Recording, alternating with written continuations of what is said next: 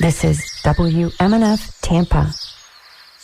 The opinions presented on the Healthy Steps show are the evidence-based opinions of Dr. Fred Harvey, the callers, and his guests. These are not the opinions of the staff, the volunteers, or the board of WMNF.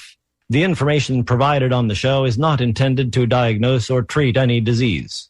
There is no implied patient-physician relationship in these calls. The nature of the calls is educational and informational only.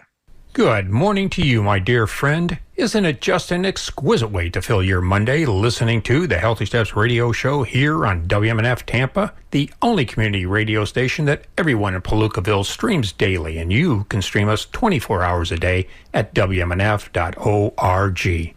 I don't know about you, but I am certainly bothered by these days and times, and it always helps to remind myself that we cannot do anything to change yesterday, nor can we do anything to command tomorrow. But let me tell you, what you can do today to enhance and control your life is practically limitless. That is the very reason that right now, this moment is called the present. It is a gift that you should not squander. It is a rare and precious and unique kind of gift that lets you decide what is inside it, because the gift is really already inside of you.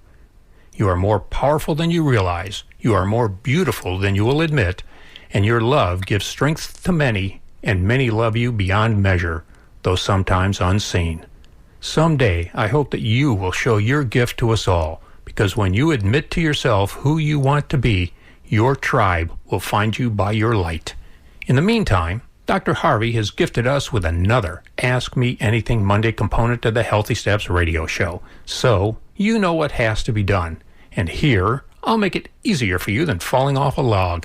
You can ask your questions. You can unburden yourself by simply dialing 813-239-9663. Irene came in today looking forward to taking your call.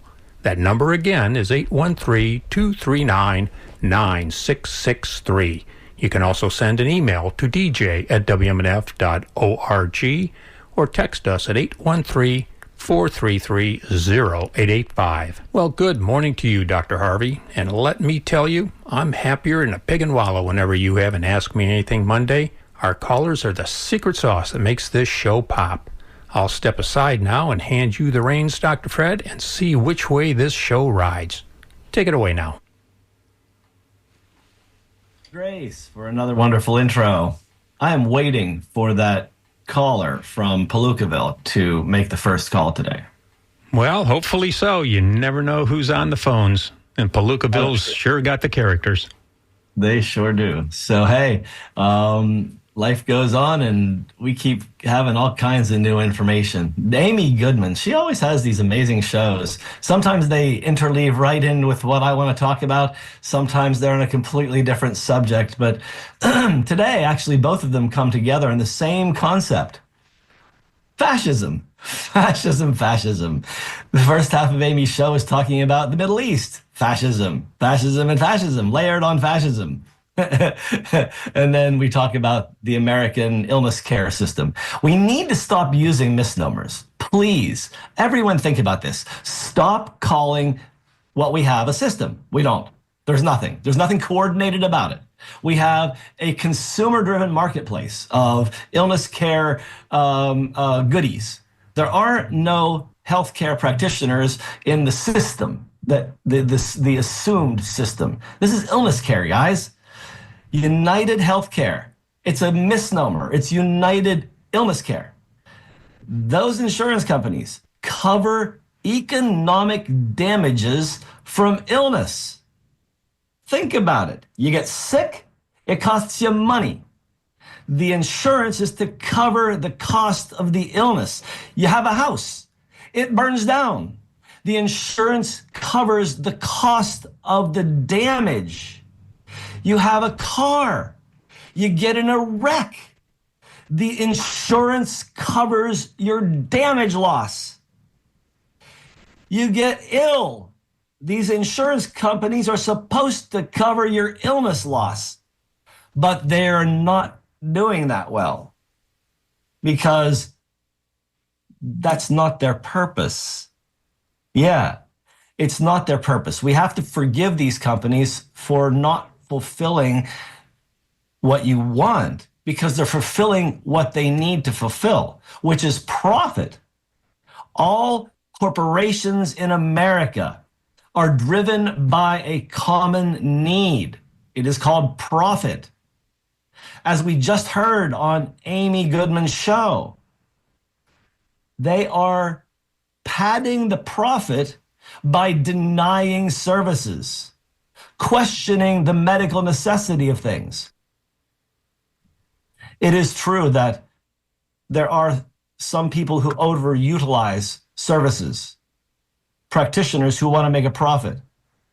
Medicare fraud is known. Medicaid fraud is known. We have laws against that, the Stark laws and other ones that prevent doctors from self-referral and from actually cashing in on this. The incentive of insurance companies to deny is based on an edict that they have from our government. They're actually empowered to make profit. That's what their whole purpose is. If they don't do that, the boards can be removed because they're not making profit. The people involved in these companies at the executive level are profiteers. We just heard from Amy Goodman that Brian Thompson is a serious profiteer, was. He actually did insider trading. When he knew that the stock value was going to drop, he sold his stock. That's pretty illicit. That's unethical. Maybe karma did come around to bite a person that was actually doing something that was really, really unethical, in addition to what his company was doing. I'm not agreeing with any kind of, this is extrajudicial vigilantism is disgusting. Put your guns away. That's just not a real thing. But the real thing is that we are living in a situation right now where income and asset inequity has created a very strong tension in our world. We've just elected to our government a whole new government that's planning on actually creating more corporate fascism. These are corporatists that just are being planning on being appointed to posts. These are venture capitalists and corporatists. They want to grift off of America. The plan is, I believe, now I may be wrong, the plan is to sell America. Because these are all salespeople. Have you noticed the sales job that they gave to America to sell themselves on us to actually elect them? Just watch the three-card Monte shell game that's going on right in front of our eyes. It's not going to get any better because the goal is actually to restrict our entitlements, they call them, entitlements. Well, these are insurance programs that Americans have paid into over many years. And they want to decrease our access to the insurance companies that they've already, the insurance plans that they've fleeced, Medicare, Social Security. It's so frustrating. It's so frustrating. Doctors across the board, I think, are just brainless in that they are really unable to just not sign contracts. The way we end this system, doctors have the complete power to do this. They just don't sign contracts. If they would just stop signing contracts, we would be in a much better place. But doctors are scared they're not going to have clients if they don't sign contracts because insurance companies have scared them that they own all the patients in America. And so that if you don't sign on with one of them, you don't get patients. I think if we just stopped signing on with all of them, the insurance companies would collapse. They wouldn't have any doctors to refer to, so people wouldn't buy their product anymore. It's a chintzy product anyway. I mean, what company do you know besides these illness care insurance companies do you know that you buy a product and then immediately they begin trying to claw it back from you without actually giving you a refund? How many other companies do you know that? Do gas companies come and suck the gas out of your car? Does the auto company come and take your tires? Like what? Like, really? This is so weird. Why do we have to put up with this stuff? Medicare for all is the way. Medicare actually has a very clear policy.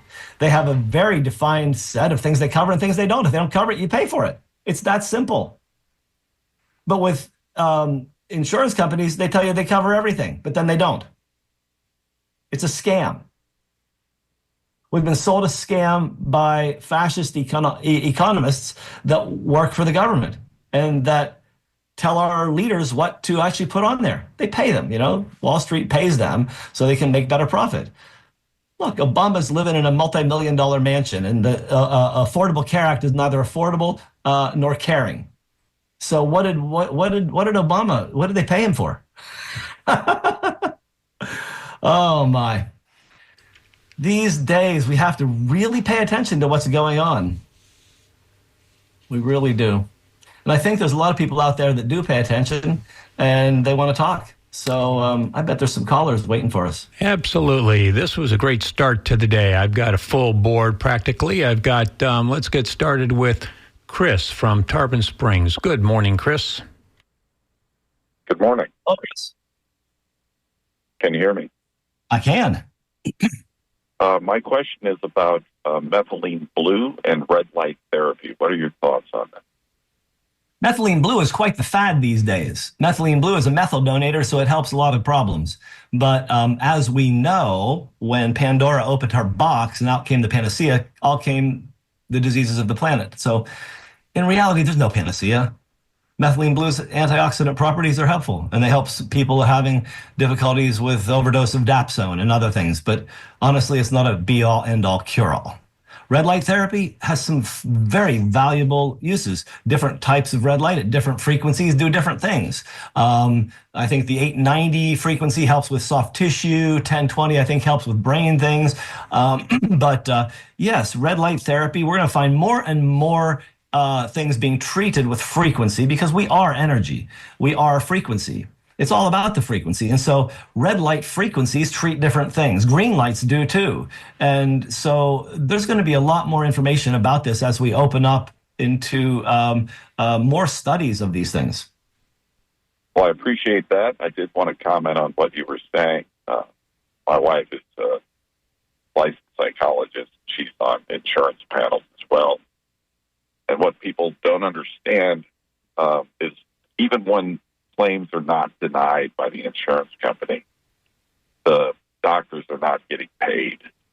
Correct. You go to the doctor and you pay a $20 copay. Basically, she's working for that $20 copay because she has to fight with her billing company to get the compensation for a multitude of reasons. And that's with every single one of these. Medicare is actually the one that pays the best and has the least issues. But United, TRICARE, Blue Cross, they all fight and don't want to pay, and they oftentimes don't pay. Yes. It's horrible because what is not actually recognized is that almost all doctors are small businesses. All of these small businesses are suffering because these conglomerates starve them of pay. I had $100,000 in my first year of practice, $100,000 in back pay from Blue Cross because they surreptitiously denied in arrears all of the claims that I was using for this one treatment that I was using and providing. And though they said that they would cover it, they lied, flat out lied. And so this is my first year in practice, $100,000 that those, I won't say the word, did not pay me. And I never got it. How are small businesses expected to survive when these conglomerates have the power to royally screw us? Day in, day out. Doctors are not happy, and they provide less than happy care. Their staffs are not happy. It's because we're constantly under the gun. We are the most overregulated profession on the small business level, but the most deregulated on the conglomerate level. These scumbags are killing all of us for profit and gleefully doing so. Agreed. Good luck to you, sir. Thank you, my friend. Have a great day and happy holidays. Thank you. Excuse me. Thank you for that, Chris. And let's go to, I've got Diane in Sarasota. Good morning. Let me tweak on over there. Good morning, Diane. D-O-N-A? Hi, Diane. No, this is Donna, D-O-N-A. Oh, okay. Oh, Sorry hi, about Donna. that. I apologize, Donna. No worries. I just want to make sure it's my turn. It's your turn. Okay, thank you. I have been struggling with the results of being diagnosed with scabies. I very rarely go to allopathic medicine first, but the itching was so unbelievable that I went and they gave me 2 courses of ivermectin 2 courses of permethrin cream, and I've been fighting with the resultant eczema since. I'm no longer using anything except tallow soap on my skin, and I've got aloe plants that I'm swathing myself in several times a day. And I'm fighting with eczema, and I don't want to use pharmaceuticals. Yeah, it sounds like you may have something called an ID reaction, ID. It's a thing that happens after a skin parasite infests you. And what happens is your body has an immune reaction to the leftover legs and mouth parts and poop that is under your skin. Uh-huh. And so your reaction is basically your skin trying to slough this stuff off. So you could try some calamine, or you could try some calendula, or some comfrey, or any of these topical herbal kind of things that might help. But a 2 or 3 day course of oral steroids may just stop it because your body's just... They did the oral steroids and it didn't stop it. Oh, okay, yeah. So probably start to work on some internal stabilization with mast cells and such.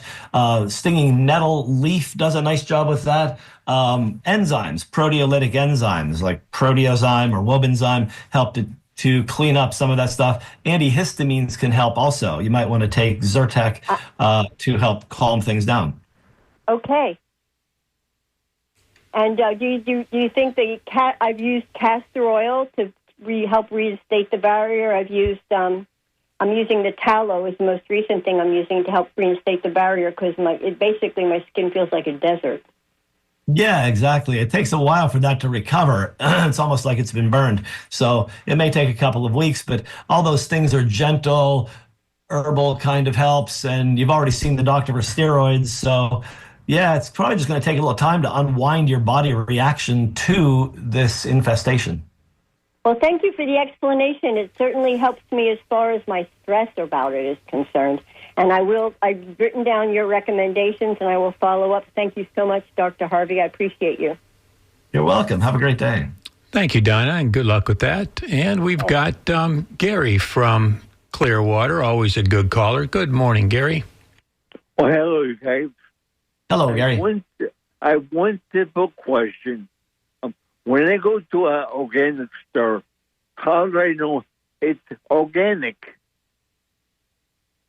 Well, if it's labeled organic, you can trust the manufacturer that it's organic because they have to follow certain rules. Now, there are going to be unethical players out there, and frankly, I don't know that I would trust anything from China that's labeled organic. But other than that, I think I personally live in a world of love and trust, so I'm going to trust the manufacturer not to be a criminal. And I don't know, another thing, like, it's to eat healthy, it's more expensive. It's actually less expensive if you choose the right things to eat healthfully, because processed foods cost more than whole foods. And so eating unhealthfully is eating ultra-processed foods, and that is more costly. Okay, that's all I had. Thank you. Have a great day, Gary. Great holidays. Goodbye. Yeah, and thank you, Gary. Let's go to Chris in Clearwater. Good morning, Chris. Hello. Hello. Hello, can you hear me? I can hear you. Hi, thank you for your show. I'm buying a Christmas gift for an elderly couple, and I was wondering what type of in-home water filter you recommend. I use one from a company called Atla, A-T-L-A. It is a A-T-L-A, yeah. It is a carbon and resin and fiber filter. So it's got 3 stages. The first stage is a 5-micron carbon, and then the second stage, is a resin and fiber filter that takes out many of the organic chemicals. And then finally, the last stage is a 0.5-micron carbon block, which takes out down to virus level particles. So it's extremely clean water, almost as clean as you can get with reverse osmosis without actually wasting the water that reverse osmosis wastes. Great. That's all I need to know. Thank you very much. You're welcome. Have a great day. Good luck with that. And you're wonderful. Great gift. Thank you. You're welcome. Yeah, I was about to say that myself. Quite a generous friend there. And we've gone dark here, so I'm going to go to telling folks, give us a call. Our number is 813-239-9663, and you can unburden yourself here at the Healthy Steps Radio Show with Dr. Fred Harvey. Irene's ready to take your call, so that number again is 813-239-9663, or continue to send your emails to dj@wmnf.org. Back to you there, Doctor. So the whole insurance coverage thing and availability of medication thing showed up again today. I was reading an article, woman 40, denied cancer drug, announces her death. It's kind of a weird wording in that she wasn't denied anything. The drug isn't available in her country. So she wasn't denied anything. She just didn't have that one drug available. And it's interesting that this is not a drug that cures anything. It's not going to put her cancer into remission. It's not going to change it. All it does is give a possible extension of life. And I have no problem with that. But I'm just wondering how much time it would provide. It's been described as a very, very expensive medication. And so the question is really, again, when we have something that costs as much as a mega mansion to add someone's, a month or two to someone's life, is this something that our public health should be providing? When that same amount of money could provide prevention for 1,000 others. These are the kind of things that AI can help us answer. And it's not a moral question in the sense of right or wrong. It's a question of right allocation of resources. That's really what we need to consider. How do we allocate the amount of resources that we have now to provide the best benefit? Wales has only so many dollars to spend on things. And so they weren't able to buy this drug because it was too expensive. The woman had a very good, very, very good attitude. And she left a departure video talking about what a wonderful life she had, and just talking about her gratitude. And I think that her understanding of her imminent demise is spiritually intact and emotionally mature. It's beautiful that she was able to understand that it's not available to me, and I've had a good life. And I thank you all. It was a wonderful thing to read. It's in BBC News. And the woman's name is Rachel Davies, if you want to look up the article. I think we have some callers. Indeed we do. We've got the three S's, I guess I'll call them. I've got Sam, Sarah, and Susan. Let's go to Sam in Tampa. Good morning, Sam. Question. Hello, Sam. Hello, can you hear me? Yes.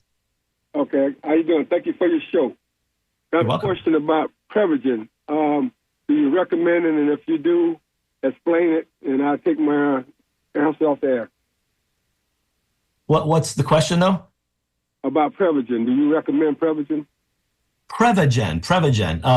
Prevagen is a supplement that has been touted as being good for memory. I haven't seen any valuable clinical data on it. The one study that they talked about was that people had an impression that their quality of life improved by about 10%.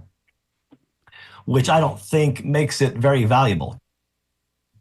We don't have any assessment of improved cognition. There's no obvious change in mental capacity scores.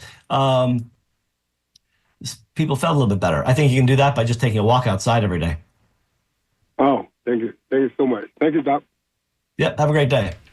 Right. And thank you, Sam. And let's go to Sarah in St. Pete. Good morning, Sarah. Hi, can you hear me? Hi, Sarah. Good morning. Thanks for taking my call. I had a question about gene mutations. I was wondering if you have ever done a show on that and how we can research do a search on past shows. You can go to the archive and search some of the shows there. There are some keywords on some of them. Okay. Okay.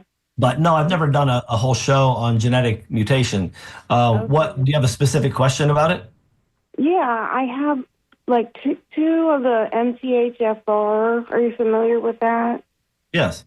So my question is, I started taking L-methylfolate, but I think I made the mistake of continuing to take B-complex, and I'm wondering if I might actually have a toxicity of folate.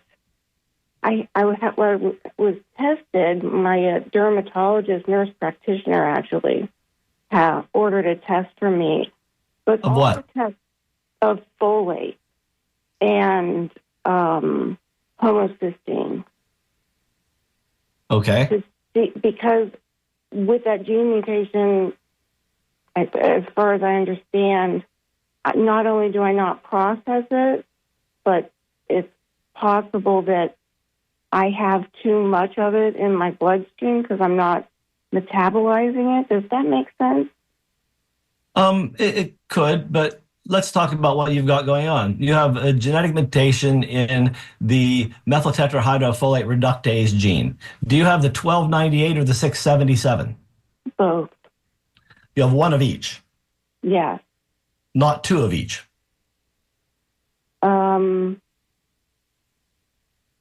It says C677T and A1298C. Okay. It says greatly reduced activity. So it sounds like you have one of each, not two of each, but I'm not sure. You have two copies of each of those. One from mom, one from dad. And when you have, I believe the 1298 is the worst one. Has the most inhibition to function. But by taking folic acid, you're actually filling in the gap there, the methylfolic acid, that is. Yeah, and if you feel well, then there's no problem. If you're having a problem symptomatically, then maybe you did induce something. Yeah, I think I do. Because why? What did you begin feeling? Really fatigued. And my test, it's that the range is really low of what it's supposed to be, but my test says it's over 24. And it doesn't. So I've never seen anyone with a folic acid over 20 that was actually sick from folic acid that I know of. Folate serum is what it says. Yeah, I've never seen a person with a folate level over 20 that's been sick. I've never seen it induce any kind of symptoms. All right. Okay. And so you may be having a problem with some other related genes and methylfolic acid and the methylation. So what you might want to do is actually get a functional medicine doctor to talk with you about it in more detail, because this is when it gets a little complex. It is. It's really complex. Yeah. And, so I would go to ifm.org, Institute for Functional Medicine.org, and do the practitioner search and find someone to talk with you about it. Yeah. All right. And I totally agree with you on the insurance. And on that note, with the functional medicine, are those visits covered by insurance, or like my insurance is some doctors have participation in insurance plans. I gave up my participation in insurance in 2001 because I realized the scam. I couldn't afford to practice and have $100,000 a year be taken from me by insurance companies.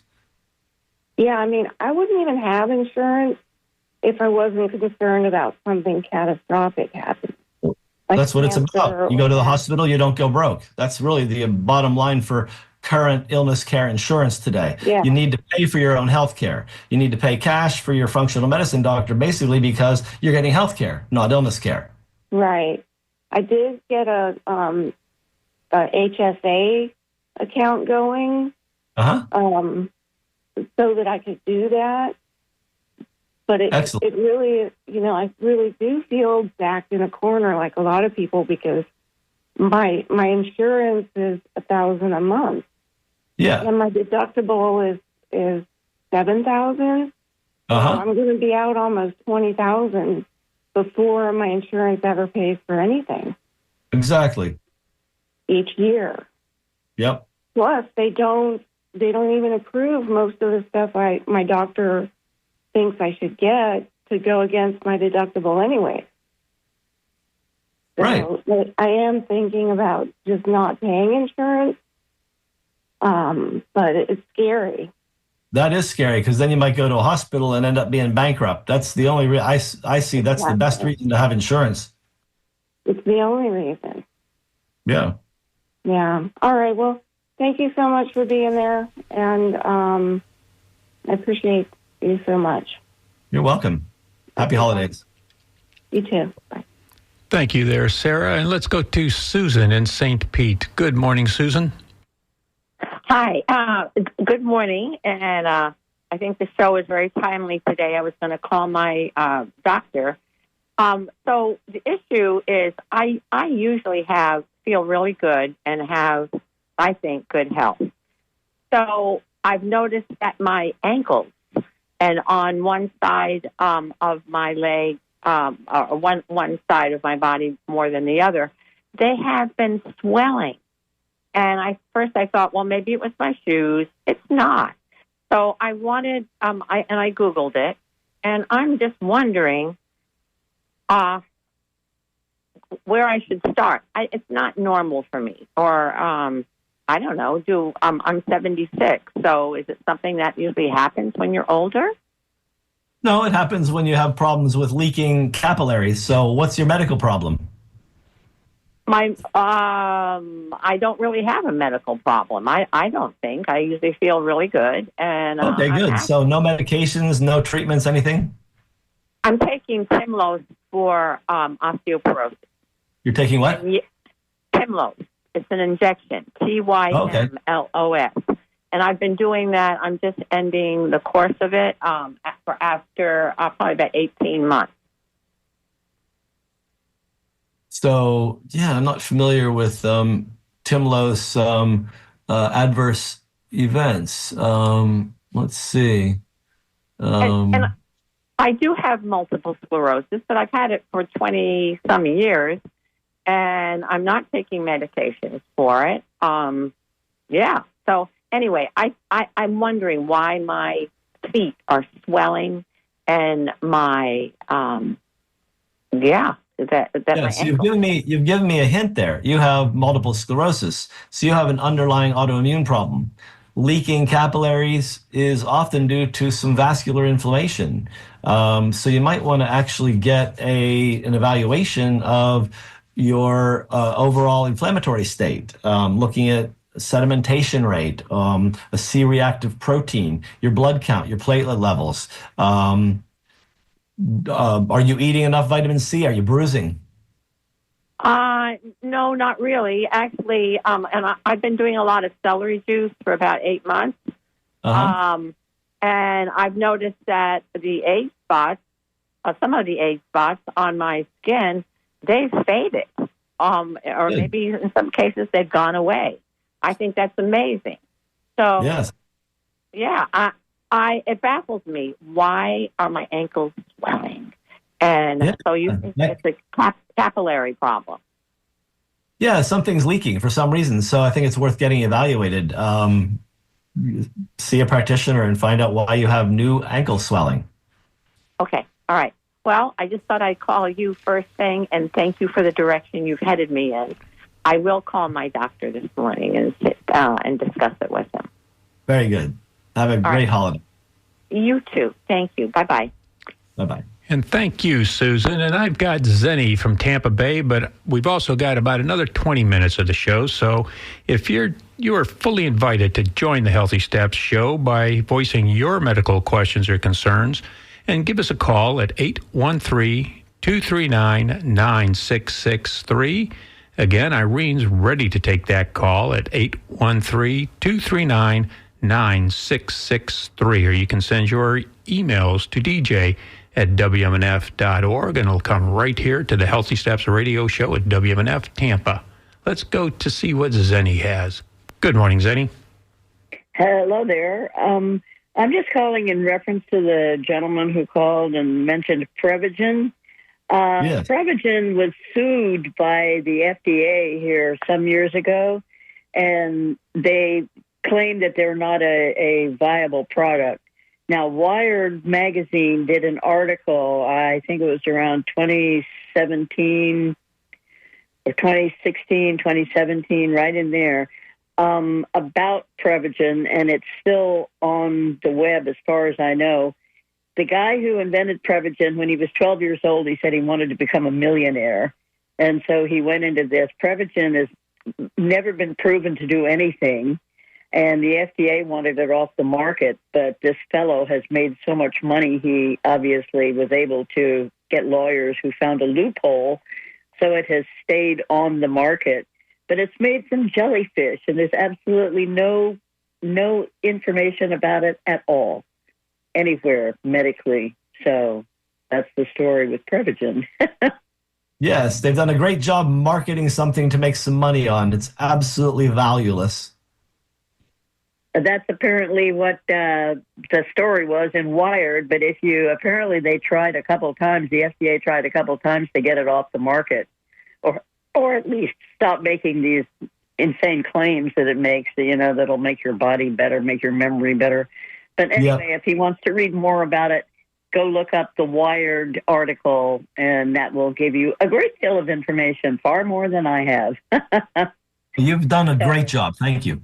Okay. Well, thank you for your program, Dr. Harvey. You have a good day. Bye-bye. You too, Jenny. And we did have some success. I've got John from Sarasota on the line. Good morning, John. Hey, good morning, guys.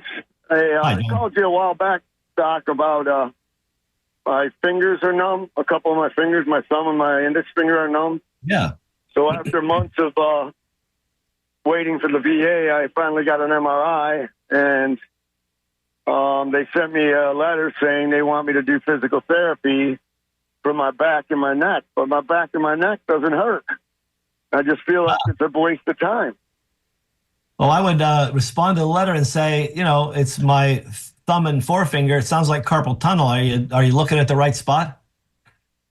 Yeah. That's how I feel. I mean, of course my back hurts. I'm 65 and my neck doesn't hurt at all, but I have normal back pain for somebody my age, I imagine. I probably got a couple smashed discs or whatever, but I just don't know if that's going to stop the numbness in my fingers.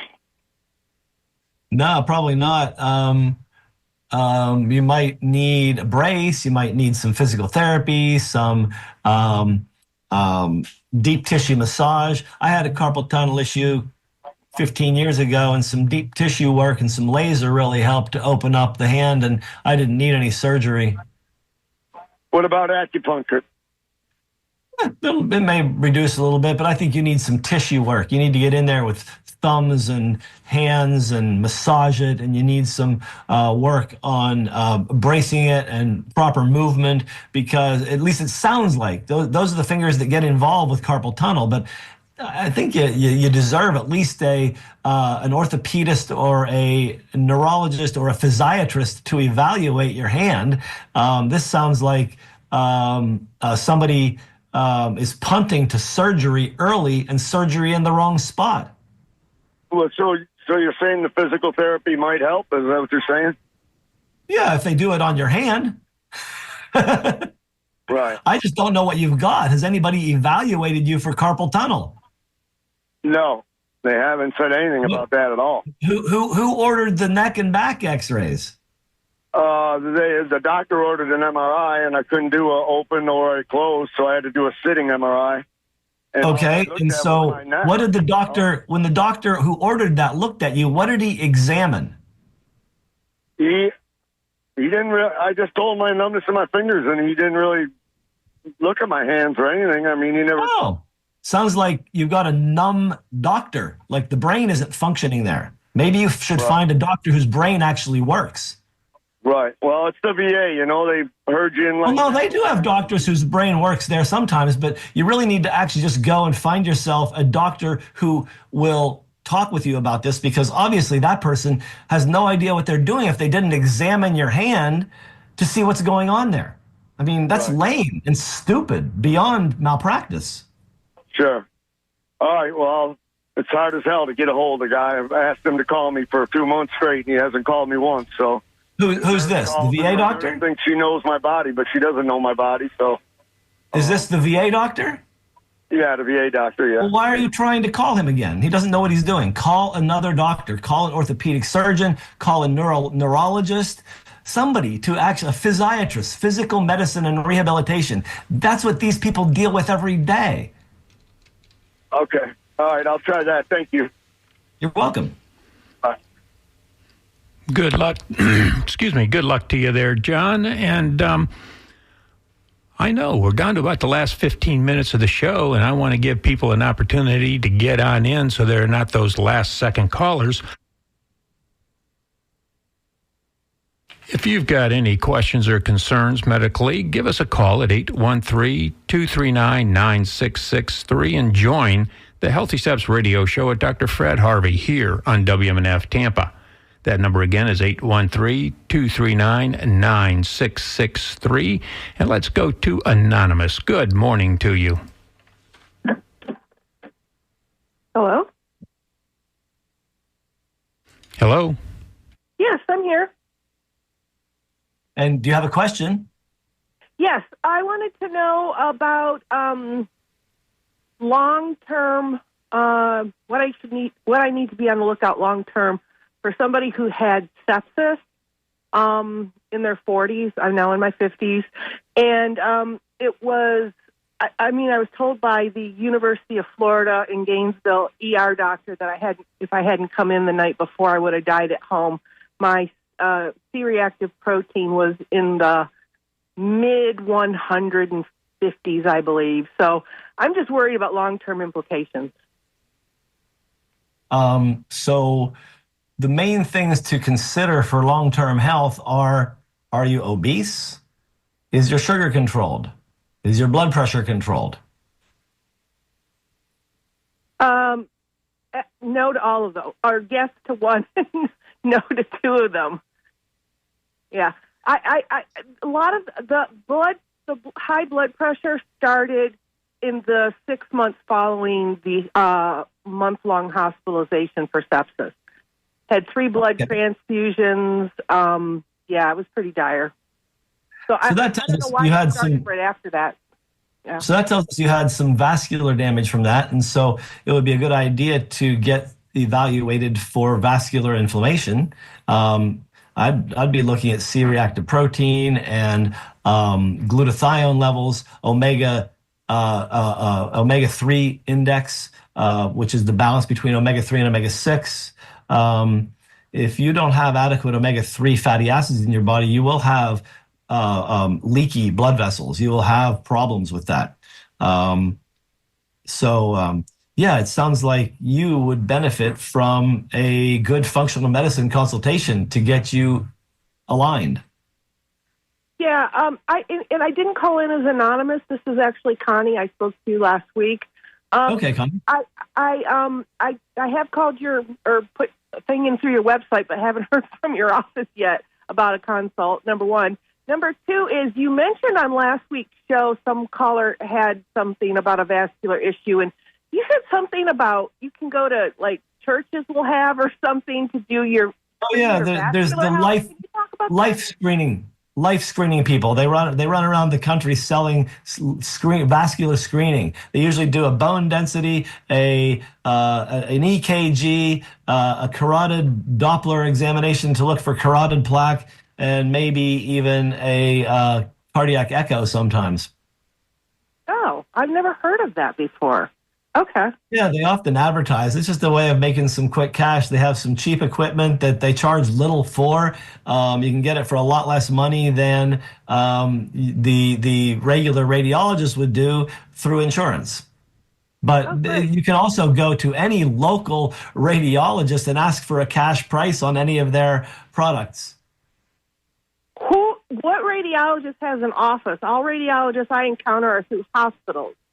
No, they're all over the place. Bunch of different companies in Sarasota: Choice, Rose, Bose, Okay.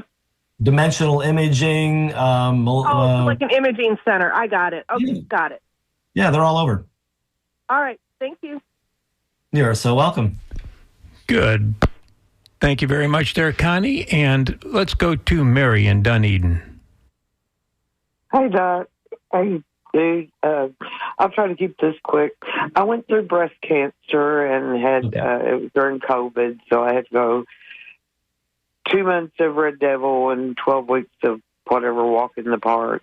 And I thought I was just suffering from neuropathy, but it turns out my veins in my legs were clogged. I've been going through vascular surgery with a brilliant surgeon, and I'm almost done with that. But now I'm back with the neurologist who said he's going to do nerve testing, and he says that he doesn't think anything can regenerate. He can just stop it from getting worse. Is that true? Well, be regenerated. Nerves can be regenerated. However, when they're poisoned nerves, like chemotherapy destroys the nerves, sometimes they don't come back. The things that I've recommended numerous times that have evidence in the literature for helping recover your nervous system are things like phosphatidylcholine,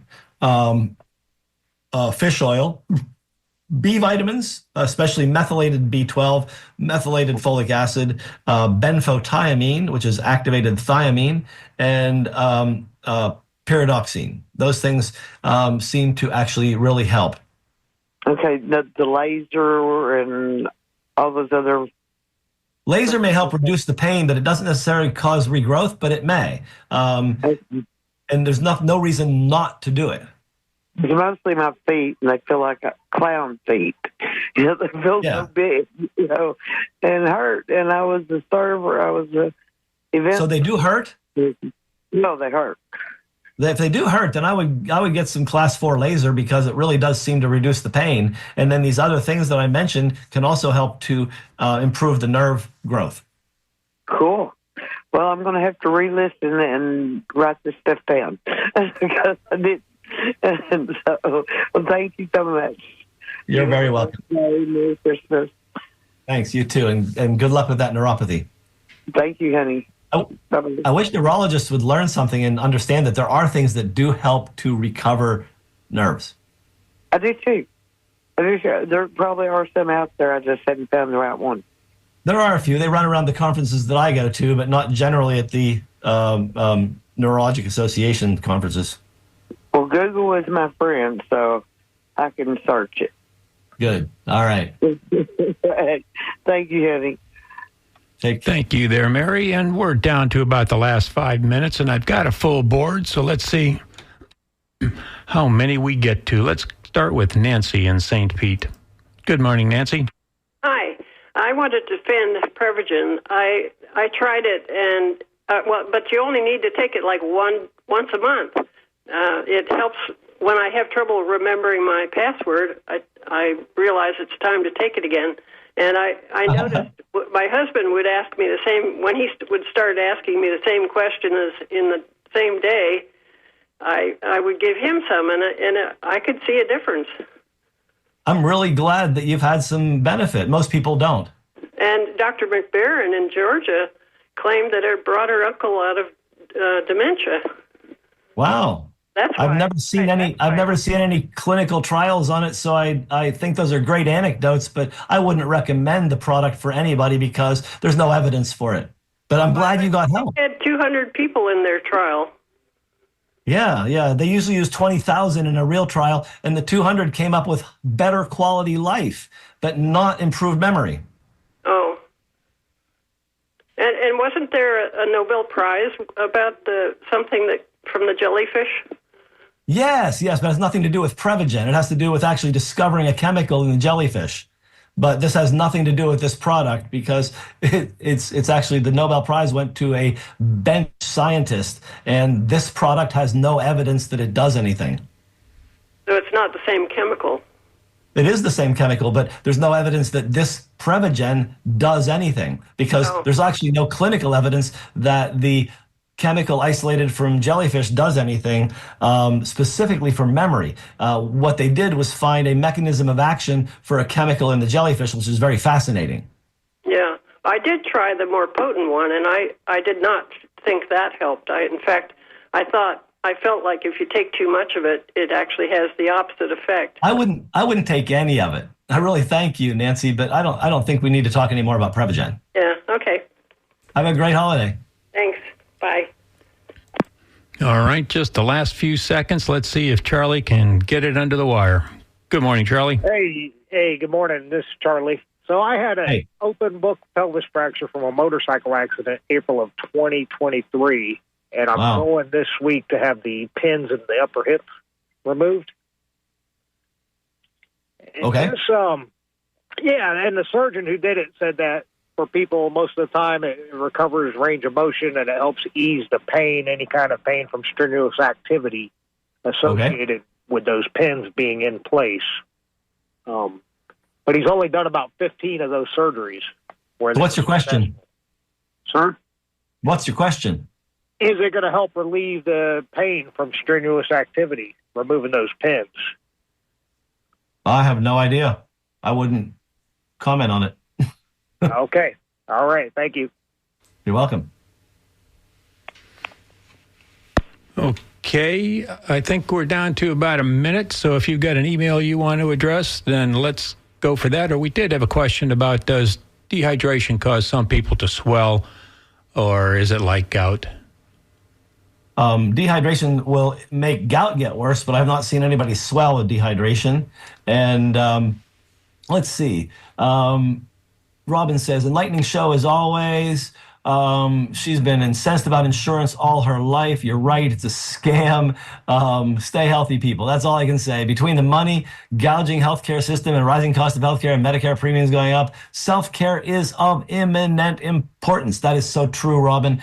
We all need to take responsibility for our health. We can't give the responsibility for our health to an insurance company. And getting denied on a treatment from an insurance company does not actually necessarily impact your health. You can heal, truly heal inside without getting that treatment. Curing an illness is different from healing. Putting an illness into remission is different from healing. Healing means being whole. And we can all achieve wholeness despite the insurance companies, despite the politics, despite anything. It's a choice to be whole and to heal. And I pray that we all look to healing in this wonderful holiday season. And I want to thank Bill for hosting the show in the studio and dealing with the boards. I want to thank Irene for answering all the phone calls, and I want to thank all the really engaged callers today. This was a great show. Really enjoyed talking with all of you, and I'll see you again next week for another Ask Me Anything. Yes, it was great. We had a phenomenal number of callers and participants, and appreciate each and every one of you. And until next Monday at 10 a.m., I want to say thank you, Dr. Fred, and to all of our participants and listeners, and give a special shout out of praise to Irene for handling the phones today. I could not do the show without her. And everybody out there, take care, stay healthy. Y'all are the greatest. You have been listening to the Healthy Steps Radio Show with Dr. Fred Harvey here on WMNF Tampa. Coming on up next is 5 minutes of NPR headline news, followed by the Sustainable Living Show, hosted by the Sensei of Sustainability, Tanya Vidovic and Annie Ellis. Until next Monday at 10 a.m., thank you for supporting and listening to the Healthy Steps Radio Show with Dr. Fred Harvey here on WMNF Tampa, your community conscious radio station. Stay safe, stay thoughtful, and know that you are loved.